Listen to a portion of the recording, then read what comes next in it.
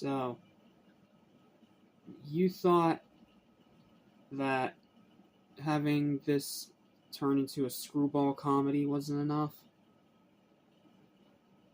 How about we have our next movie as a freaking propaganda film? Yeah, that makes total sense. Let's have it as a propaganda film because of the time period it was released in, and let's include it in the Universal Monsters despite not being a horror film at all. This is a science fiction action film, not a horror film. So why am I including it in 31 Days of Horror Monster-Mania? Because I'm a glutton for punishment, and because it's still included in every Universal Monster collection. Despite not being a horror film and not even being a Universal Monster film, at its very core, despite one little bit of sci-fi that kind of, sorta, maybe pays homage to the source material in the books that H.G. Wells gave the blessings of Universal to make. But my goodness, like this is bad. It's not as bad as Invisible Woman because at least it's not cringe, but it's still bad. And there's little to no actual facts on this movie either. So let's make this a quick review, just like we have with all these other crappy Invisible Man sequels, so that we can move on to the next one. Because I think after this is what? Abbott and Costello, right? Oh no, we still have one more. Oh, pray for my soul. Welcome back to Animation Station, welcome back to 31 Days of Horror Monster-Mania, welcome to Invisible Agent, a movie that should not be a Universal Monster film, but for some reason is counted as one anyway just because it has an Invisible Man in it, and counts as an Invisible Man sequel technically. And by technicality, it is also a bad movie that is slow, boring, tedious, and extremely hard to sit through. So, let's get through the facts nice and quick, that way we can get through this review nice and quick. Because this is a movie that is the textbook definition of absolutely, completely, and utterly pointless. Not to mention aged like milk because of its propaganda. Invisible Agent is a 1942 science fiction film from Universal. The movie was a wartime propaganda production, and that was part of a Hollywood effort to boost morale at the home front. It loosely echoed a series of Formula War horror films produced during this period that typically featured a mad scientist working in secret to aid the Third Reich. You want good propaganda? Go watch fucking Captain America.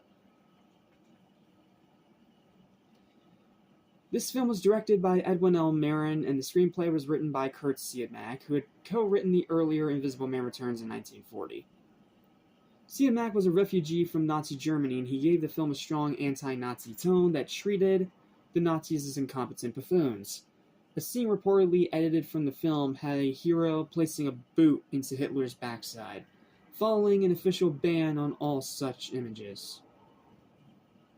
The concept for the story was inspired by The Invisible Man, a science fiction novel by H.G. Wells. Wells had signed a deal with Universal to allow movies based on his work, which began with the successful 1933 film of the same name, but as a series has since begun to run out of steam. Oh, you think? Like, having one sequel to the original Invisible Man was already pushing it. But now, this is the fourth movie in this crap franchise. For the cast, the Invisible Agent was played by John Hall, with Peter Lorre and Sir Cedric Hardwicke, who had played another villain in The Invisible Man Returns, performing as members of the Axis, and Ilona Massey, Albert Basserman as ally spies. The special effects were produced by John P. Fulton, again, who had created effects for Universal's previous Invisible Man films, and despite having more technology to work with as the years went by, the effects on these Invisible Man movies somehow keep getting worse. The movie was filmed in black and white with mono sound and ran for 81 minutes. That's it. That is literally all the facts and trivia there is for this movie. Because it is forgotten, barely anyone talks about it, and it's a badly aged, poorly made piece of propaganda crap. I don't know, I guess I'll try Horror Wiki, see if there's something. Oh no, this one doesn't even have a plot. Yeah, so there's no background info on this, no word on its actual production outside of being propaganda, and literally no reason to exist outside of being propaganda. So why in the flying hell does it count as a Universal monster movie? When it's not a monster movie, when it is an action sci-fi film, and it's not a horror film.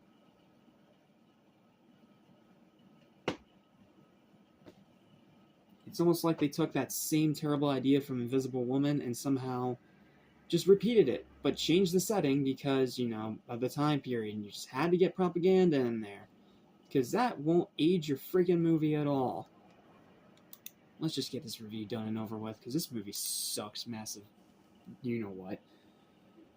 What is it with all these Invisible Man sequels getting more and more pointless? The original is a classic, Returns is forgettable, but has efforts, and Woman was borderline unwatchable. So why make another, and why make it into a propaganda piece? The simple answer is two things. Money, and being made while World War II was raging during the time period it was made. But again, I ask, why does it count as a part of the Universal Monsters when it's not even remotely a horror film or has anything supernatural in it besides one invisible person? Why? All that confusion alone causes migraines, and the movie being another bad, pointless installment in this bad, pointless franchise really doesn't help. Sure, Peter Lorre is fun as the villain, because he's Peter Lorre and he can make anything awesome. And the action is okay. But the story is boring, the writing is terrible, the dialogue is forced, the propaganda is bashed into your skull constantly, breaking any investment or immersion whatsoever. Characters are generic, acting from everyone else is subpar, and there is zero rewatchability whatsoever. It's better than Invisible Woman because it's not a cringy comedy, but it's still a bad movie that's only aged more poorly with every passing year, and a very, very painful slap in the face to the classic original movie. Like all these sequels have been. Look, I may love these Universal Monster movies as a whole, but they ain't perfect. And this is one of their worst ones. Like, I don't know why they decided to make a propaganda film, and I don't know why they decided to include it as a Universal Monster film. Outside of money. And even then, that was very badly placed. I'm done. I'm not talking about this movie anymore. It is a boring, tedious, pointless piece of crap. Final verdict is a 3 out of 10. Stay far away. It was bad for the 40s, and it's still bad now.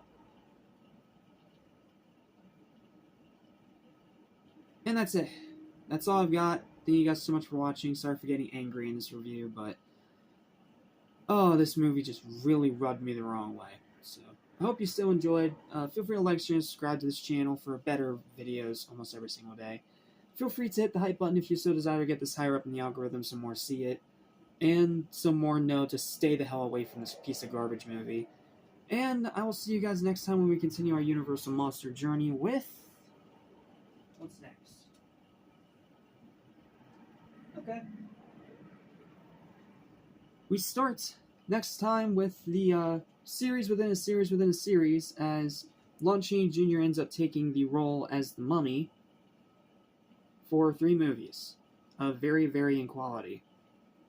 But I can tell you right now, the first 1 or 2 are actually good, so we'll have a decent bit to talk about. I'll tell you all about it next time when we talk about The Mummy's Tomb.